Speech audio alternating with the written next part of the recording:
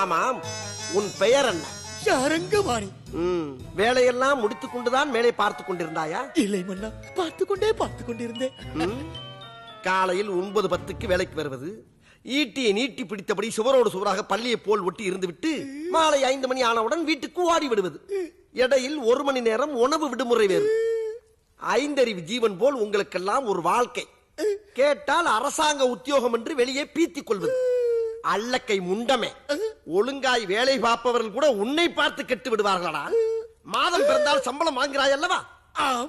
என்ன நோம் மன்னா, இனிமேல் உனக்கு வெட்டி சம்பளம் கொடுக்க முடியாது. மன்னா, என்னை வேலையை விட்டு தூக்கி விடாதீர்கள் மன்னா. அப்படி என்றால் உனக்கு ஒரு பரிகாரம். என் கேள்விக்கு விடை சொல்லு. கேளுங்கள் மன்னா. தட்டானுக்கு சட்டை போட்டால் குட்டை பயல் கட்டையால் அடிப்பான், அவன் யார்? தட்டானுக்கு சட்டை போட்டால் தட்டானுக்கு எப்படி மன்னா சட்டை போடுவது? ஓஹோ, மன்னனிடம் நீ கேள்வி கேட்கிறாயா? மன்னா, நான் பிள்ளை குட்டிக்காரன் மன்னா. இதற்கு இது பதில் இல்லையே. இல்லை மன்னா, அவனுடைய ஆண்மையின் பெருமை பற்றி பேசிக் கொண்டிருக்கிறான்.